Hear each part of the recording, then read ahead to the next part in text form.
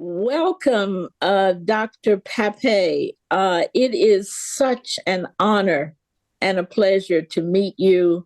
I am familiar with your work, and thanks to these YouTube channels, I've seen a lot of your thought and about what's happening in Israel, Gaza, the catastrophe that we are facing at this very moment.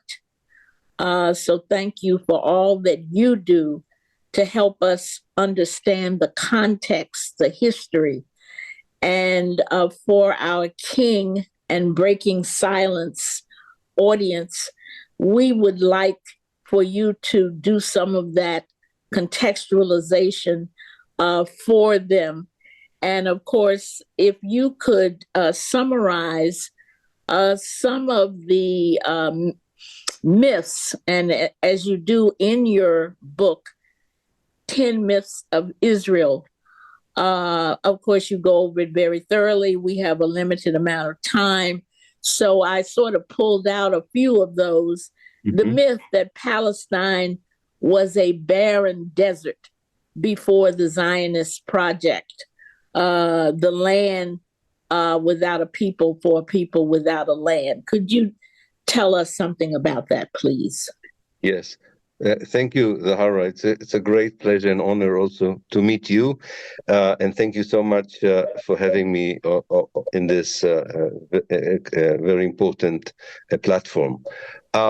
Yes, let's get into it. The myth that Palestine was a barren desert, surprisingly, it's still supported or still is still something that people in important positions in the world still subscribe to. When Israel celebrated its Day of Independence just a few months ago, the president of the EU said that Israel bloomed the desert, namely that Palestine was a desert, and Israel bloomed it. I mean, and this is the president of the European Union, a very powerful person, is still subscribing to this. So let's quickly say something about both of them. I must say that also in the book, I'm less concerned whether the Jews were people without land or were not people without land. I see this as a narrative that many Jews believed that they were the descendants of the Jews who lived in Palestine 2,000 years ago. I have my doubts whether they are the descendants of these Jews, but that by itself doesn't harm anyone. You know, if Zohara, if you tell me, I think that my ancestor 2,000 years ago were there or there, I may, as a scholar, say I would like to check it or not, but there's no harm in this. Mm-hmm, mm-hmm. That is the less important one. What is important is that they claim not only that they were the people of that land, but that land had no people for the last 2,000 years. And that's a dangerous myth because there were people on the land. And if someone believes that these people on the land do not belong to the land, there's always a danger that someone would use force to remove them. Mm-hmm. So let's just get the record correctly, because there's so much literature, there's so much documentation, so much evidence to show that before the Zionists arrived in Palestine in the late 19th century, Palestine was a vibrant society. It had a very rich rural countryside and a very educated and important urban elite as well. There were hundreds of thousands of people, probably more than 500,000, living there, seeing themselves as part of the country of Palestine, see themselves as part of the Arab world. Quite a few of them saw themselves as part of the Muslim civilization. They were undergoing processes of modernization, becoming a nation as well. Everybody was becoming a nation in the 19th century. There's nothing new about that. But the one thing we can say with 100% certainty, Palestine was inhabited by the Palestinians on the day that the first Zionist settlers arrived. And not only that, even with all the efforts of the Zionists from the early arrival in the 1880s Up to the creation of the State of Israel in 1948, the indigenous Palestinian people remain the vast majority of the people, despite of the attempt to create a settler state there. So I think that's a very important myth to debunk, especially the myth that Palestine was a land without people. It is a fabrication, and as I said, it's a dangerous one. Oh, yes. Thank you.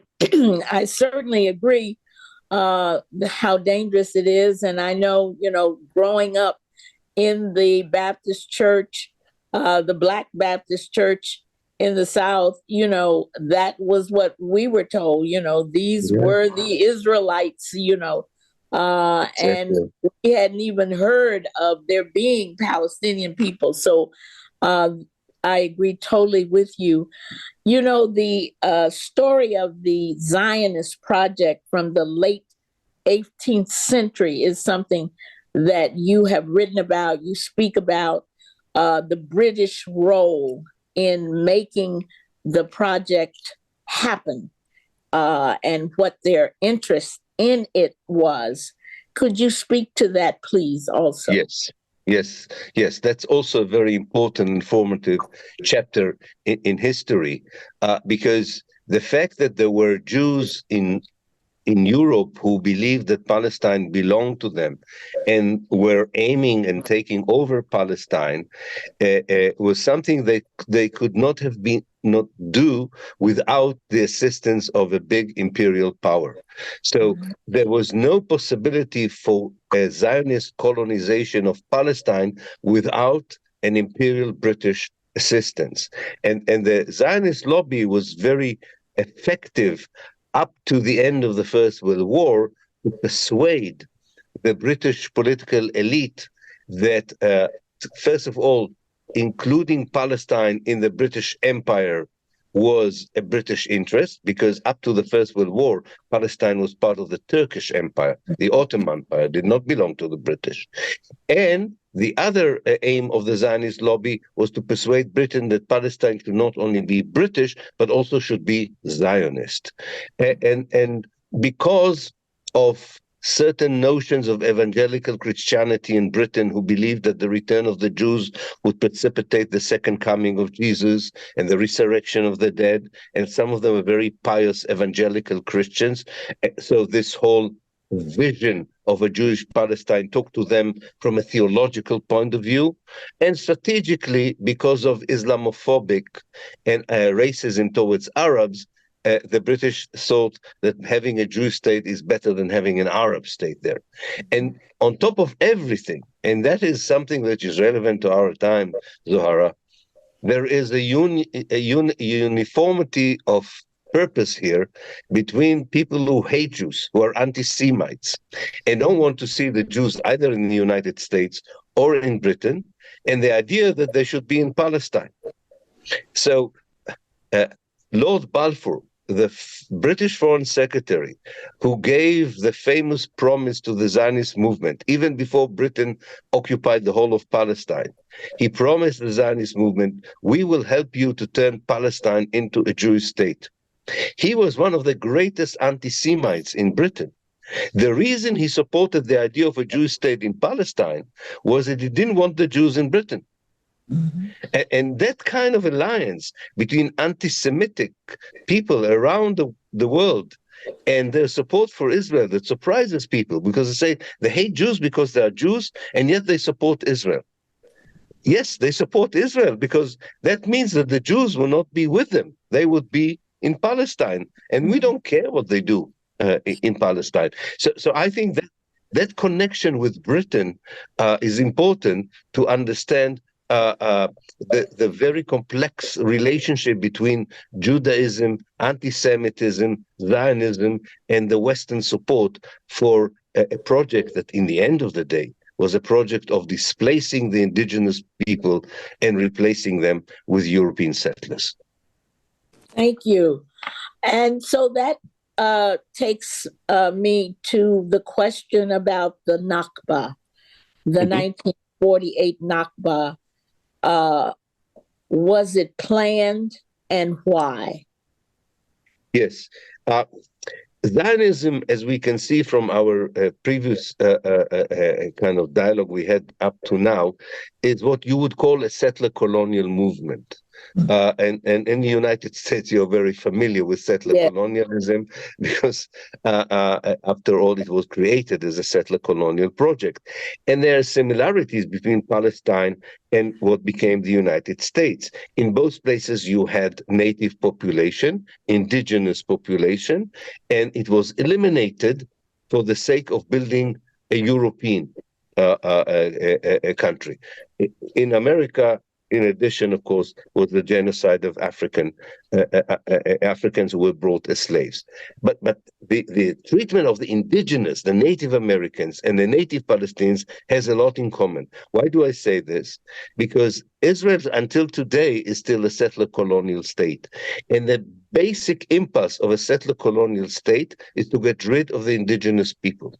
Now, they can't always do the things that people were able to do in North America in the 17th century or 18th century. Zionism appeared a bit later on the map. But nonetheless, it devoted its energy, its visions, its capacities to try and get as much of Palestine as possible with as few Palestinians as possible. And the historical juncture of 1948, the year that the Palestinians called the Nakba, which in Arabic is the catastrophe, the historical juncture of 1948 was very unique. It was a year in which Britain decided it cannot rule Palestine anymore. It was the year that the Jewish settler community became 1/3 of the population. It was a year in which Europe felt very bad about the genocide of the Jews during the Holocaust in the Second World War, and was willing to help the Zionist movement to fill the void left by the British with the creation of a Jewish state, turning a blind eye to the fact that the Zionist leaders were very clear that if they have the chance to create a Jewish state instead of the British mandate, they would do it by massively expelling as many Palestinians as possible. So the moment the Zionist leadership understood that Britain decided to leave Palestine, they began a systematic planning of a massive expulsion of the Palestinians, which I call the ethnic cleansing of Palestine. And within 1 year, they expelled half of the Palestinian population. They destroyed half of Palestine's villages, more than 500, and they demolished most of the 12 Palestinian towns, and took over nearly 80% of Palestine. So the Nakba is this huge ethnic cleansing of Palestinians, but it's not only expelling people. As you know, such a disaster means you cut people's career, their hopes, their future, the human capital that they brought with them. So it's much more than just a physical uprooting. And Israel did something else, which is very important. It built on the ruins of the Palestinian villages and towns, Jewish settlements, or planted trees and created recreational parks. So there was an attempt to erase the Palestinian physically from Palestine, but also to erase their presence from history as well. Because they only expelled half of the Palestinians, and because of the Palestinian resistance movement, this ethnic cleansing was incomplete. And how Israel wants to complete it, we have seen in the last 3 months in Gaza. Yes. Yes. We will touch on that. In your view, can Israel change itself and work for a just and equitable solution to the occupation, in your view? Yeah. I'm afraid my answer to this question would be quite negative, and I don't say it willingly, and I don't say it gladly, but I know my society very well from the inside, and I'm afraid that in the present situation, and looking towards the near future at least, I can see no hope for a change from within the Israeli Jewish society. On the contrary, I think would become even less willing to any kind of a solution. It would be less willing to end the occupation. It would become more racist, more theocratic as well, and it will have even less inhibitions in the way that it would oppose any Palestinians' attempt to defend themselves or to demand their civil and human rights. And this is an important analysis that if one shares, one understands that the only way of bringing a change in Palestine is to help the Palestinians from the outside. Hopefully with non-violent means, could be very much as the international community eventually was willing to be galvanized in order to help the ANC by imposing sanctions on South Africa. There are various means in which the international community can pressure Israel, especially the United States, to change its policy and to end the occupation, but don't expect the Israelis to do it by their own volition. And I think that this is an important lesson to be learned for anyone, especially in the United States, that keeps talking about a peace camp in Israel, or even goes further than that and claims that the Israelis always wanted peace, but, these Arabs, they always wanted war. All these nonsense has to be removed from the public discourse, because the issue in Palestine is a Jewish state, a racist state that still hopes to make much of what used to be Palestine a Jewish space without the Palestinians. And now we are here where there is genocide actually taking place in live time. We're watching it happen. And yet our own government, which everybody thinks could play a role in really bringing the current slaughter to a stop. And as you well know, our president and his cabinet are adamant against a ceasefire. So I'm here in the U.S., and I know I'm working with the National Council of Elders, the Jewish Voices for Peace, and other groups. But would you just speak more about what you see as the role that we here in the U.S. can play? Yes. Yes, I think, first of all, you're absolutely right. I still see people argue, especially in the West, and especially in the United States, with this definition of what Israel is doing as a genocide.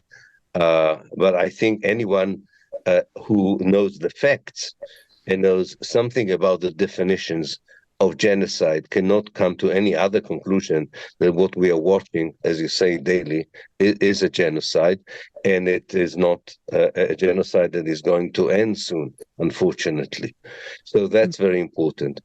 Yes, the American position, for me, it's not a surprise that either a Democratic or Republican administration would give Israel a carte blanche, would voice some concern, but a meaningless concern, and would give Israel the time to continue with its policies on the ground. This is not surprising. Anybody who knows the history of American policy towards Israel, anybody who understands the power of the lobbies in plural. People think there's only AIPAC, but there are many more lobbies in America that have been working for a century.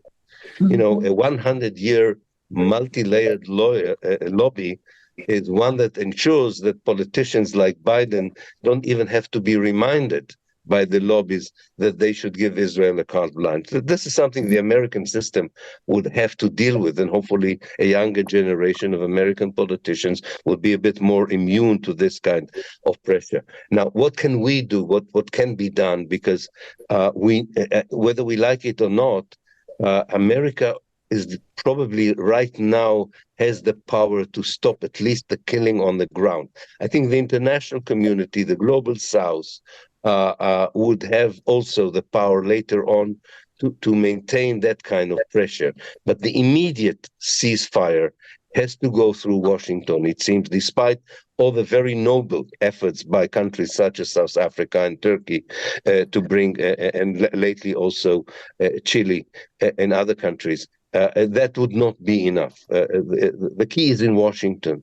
So, Mhm. and I'm impressed with the civil society in America. I think they're really doing all they can to pressure their people, demonstrating, pressuring, and so on. But I always say, and Zohara, you're even, I think, even a more veteran activist than I am, although I'm not a baby anymore, 70 years old.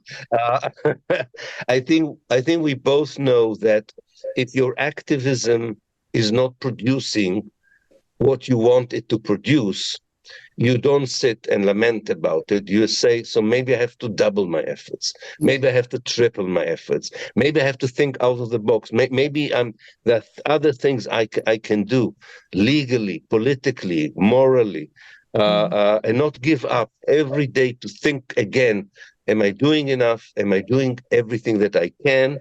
Am I building the right coalitions and alliances? And I think this is not criticism. This means that the proof is on the ground. The proof is on the ground. Yes. Um, does America? Does a year of election in America? Can the conclusion for me from the outside? I'm not an American. I'm Yeah. looking at the year of election 2024, and I ask myself electorally, not just for a president, but also to those who should be looking for positions in the Congress. Yes. Is it electorally wise to support Israel or to condemn the genocide? Mm. And if the answer from America from most politicians, including the presidential candidates, it's better to support the genocide than to oppose it, then the problem, it's not only the Palestinians that have a problem. Yes. The whole United States has a problem. If this is the moral face of America, that supporting a genocide is an electoral bonanza, is an electoral asset, God knows what is the future of America.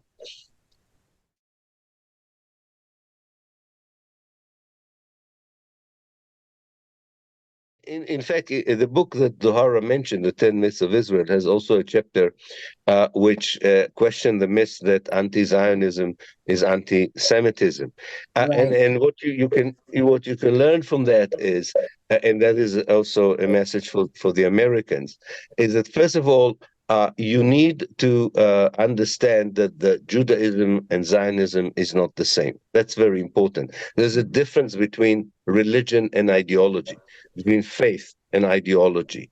White supremacist Aryan nation people in America are not the only Christians, are not representing Christianity, nor does their ideology equate with Christianity. And the same is true about Zionism and Judaism. So that's one thing to remember. It's also good to know, though we cannot change the language there, that the Arabs are Semites as well. So this whole idea that the Jews, you Yes. are anti-Semite, is ridiculous.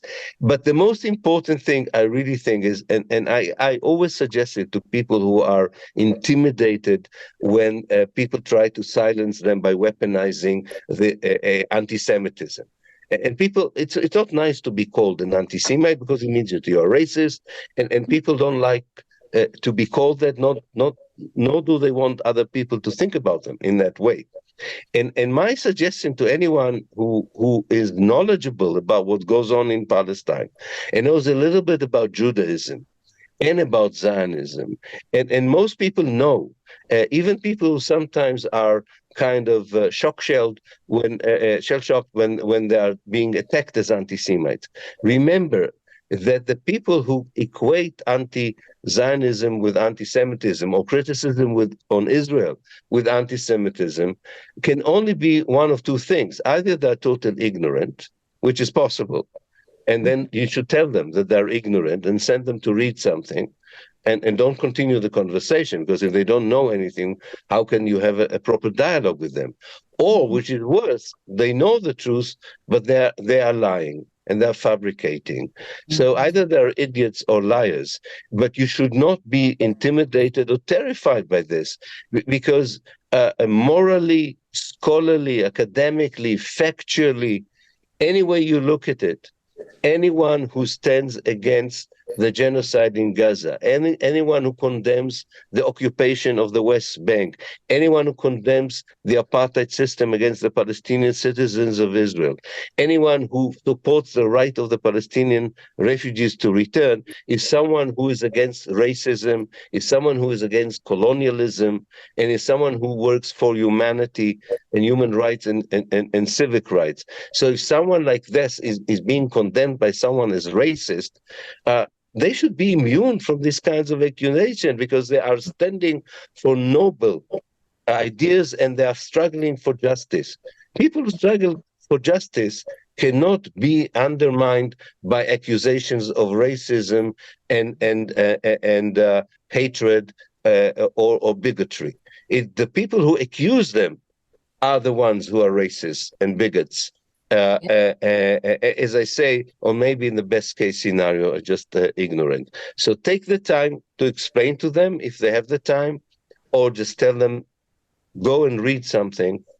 I don't want to publicize my book, but tell them you can start with Ilan's book on the 10 myths of Israel if you Would want to know a bit more about the difference between Zionism and Judaism. But there are many other excellent books apart from my book on this. So many good people wrote about it, and it's very easy to be knowledgeable and educated about that issue. I completely agree. And even though, as I've been working to change America for 60 years, and every day I wake up and am shocked that the president and the Congress are holding the line on supporting genocide. I mean, even I, with all my criticisms of my government and my country, I'm shocked, Yeah. Ilan. I'm shocked. And so I agree. We must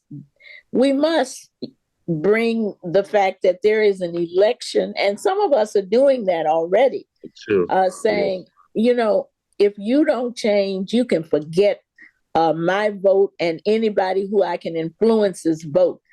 And I think many of us are beginning to push that. But in the meantime, the people in Gaza are dying. I mean, every day that we delay, hundreds more are killed. It's unbelievable. I really was so focused on getting us into this that we didn't even talk a little bit about your trajectory, how you, as an Israeli Jewish person, came to your understandings, your scholarship, and I've heard you say that, but would you just say a few things about that to our audience? Yes, definitely. It was a trajectory. It was not a process, not an epiphany. I mean, it was not one big moment where you suddenly see the light in a way, because I had a very conventional Jewish Zionist upbringing, and it was only through the beginning of my academic career as a professional historian that certain discrete influences began to shape a different point of view. And one of them was my love for history and my wish to understand the history of the place in which I was born.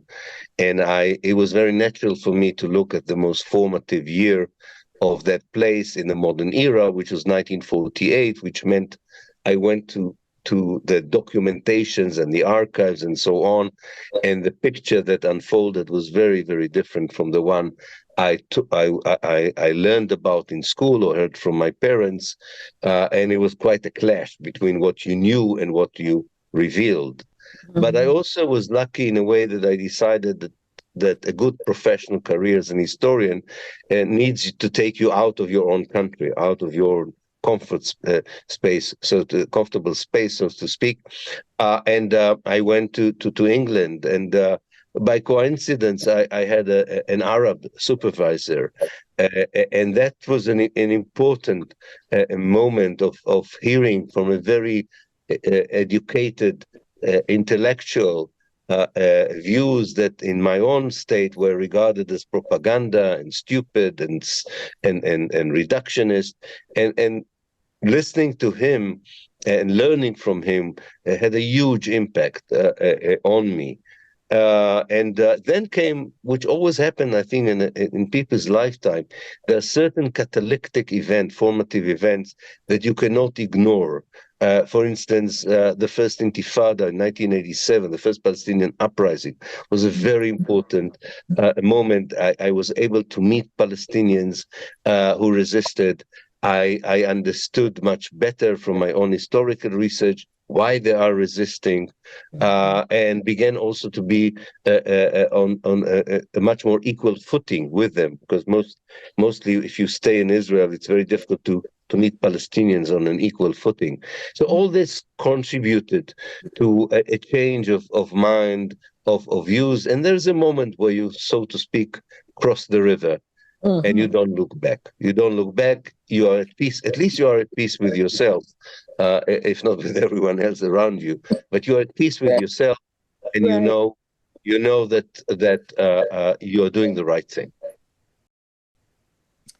Thank you so much for doing the right thing, because your research, your writings, all of the many speaking engagements that you do have helped this movement toward a justice and a peace in Israel to come about. So thank you. Thank you very much. Thank you, Zohara. Thank you. Thank you for the time, and I hope we will meet soon again. Indeed, and in person, hopefully. Even better in real life. Who Yes. knows?